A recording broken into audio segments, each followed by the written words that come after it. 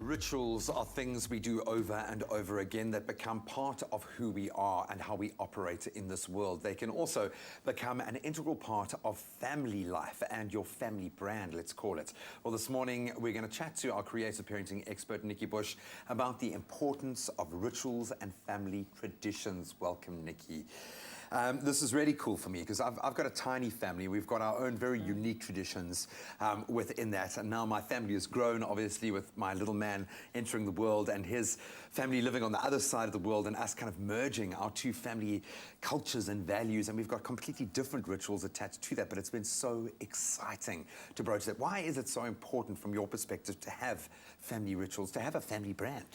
Well, really, we need to have emotional anchors that anchor our children into our value system. Because every family has a different value system, and this is what creating a family brand is all about. And it's another way of bonding with your children.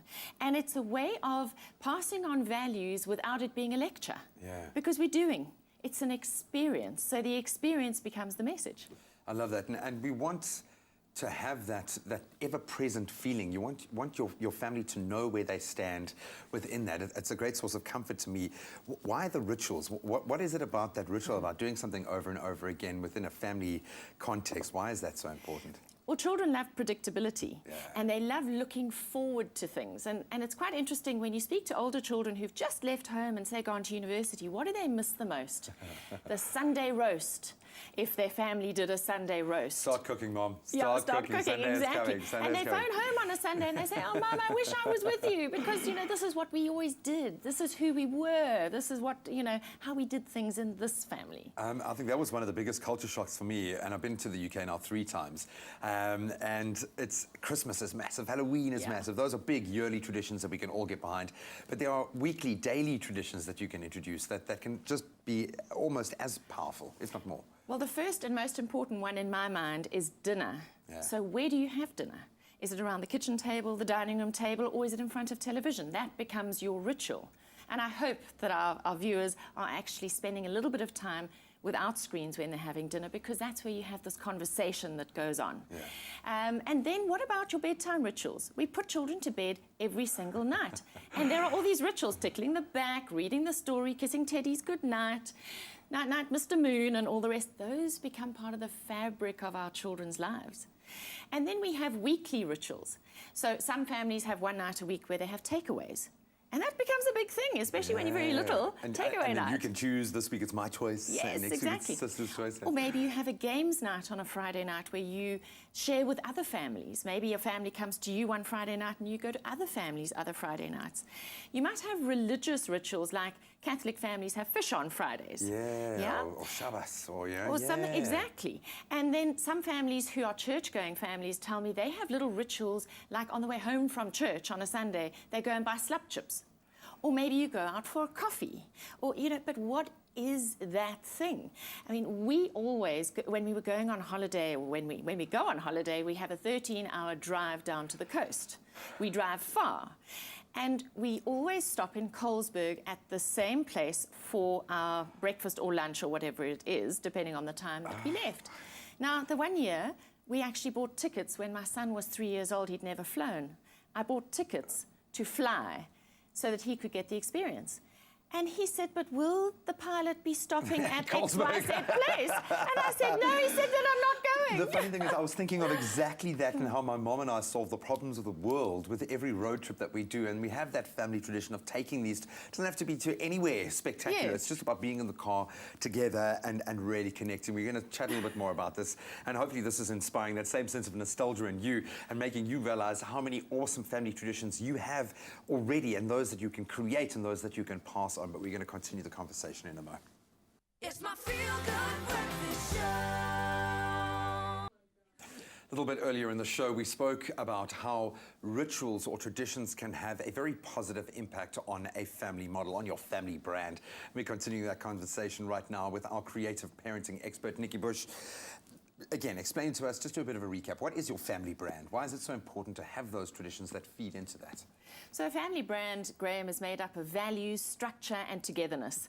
And when we have these rituals, it actually combines all three of those things so beautifully, giving our children an emotional anchor into our value system. There are golden opportunities in those celebrations that are there for all of us, birthday celebrations, those coming-of-age rituals. Those must present, surely, a great opportunity to start instilling these values. They do, and every family does it differently. So, for example, we do birthday presents in the bed in the morning, the big bed in the morning. Some people go into their child's room. In fact, overnight, they decorate their child's doorway. So that when the child opens the door, they almost have to like break through something to get out. I steal that one. That's okay, pretty yeah, cool. that's quite a nice one. I know another family where the entire family gets on the floor with big pieces of paper, and they design their own wrapping paper for that child. It is customized for that day. So it all happens in very different ways in very different homes. I know that we used to make presents, my sister and I, my sister a lot more successfully than I, which just set the bar quite high, but so many of those we still kind of lean on and connect, and I'm so excited to pass those on as I've now got a youngster in my world.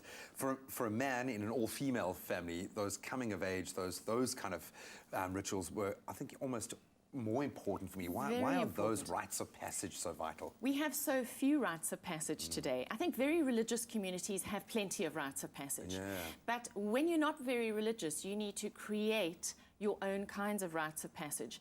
So for me, for example, when children go, the transitions from like childhood to boyhood. Yeah. So that kind of, because I've got boys, so it was like that 6, 7 years of age. And you could do this with girls as well, but fire becomes quite an important thing. They're not allowed to light matches and things without you before the age of X. Yeah. And they can have the gift of fire when it comes to a certain age. We took our kids on journeys, and for each child it was different depending on their personality. The one was through the bush, the other one was down at the coast, and they had to choose important people in their lives to share different parts of the journey with. So whether it was a little train trip or whether it was a little triathlon or something that was really mini, okay, but Godfather was a triathlete. Yeah. So we got the swimming and the canoeing and the cycling in, and it's just beautiful. Then you have a wishing well around a fire where you all, give the child wishes for their future. And these things come to pass. They manifest because we instill these wishes in them. It's very That's important. how life works. And you've got christenings, and we have deaths, and we have marriages and things. They're important. I'm understanding the significance of that so much more now as a parent. I have to admit, I've got to ask maybe, and you can tie in some last words of inspiration, how much of this was thought out and how much of it just happened organically? How much planning do we need to do as parents for this, or is it about just embracing this as a general mindset? Interesting question, actually, and I think for me, certainly some of it was very planned because I could see the transitions coming and I wanted them celebrated. But some of them can be very spontaneous. Like your Friday night suppers and things like that. You can choose the menu tonight, but you can choose the game. Yeah. And you can create things on the go. And I think children need us. They need a bit of predictability of what's coming up next, but they also need that little bit of surprise every now and again. So you need to be a source of magic, wonder, and surprise. I love that. You want your home to be the most fun place that they could ever be. You can be their best friend and their parent. I say that to myself as much as to anyone else. Thank you so much. It's got me thinking about this in a whole different way, and hopefully this has inspired you as well. I think you'd be surprised if you look at your own family brand as we've been describing it. You're going to find some amazing rituals, amazing parts of your own family identity that you want to pass on, and you can do it every single day.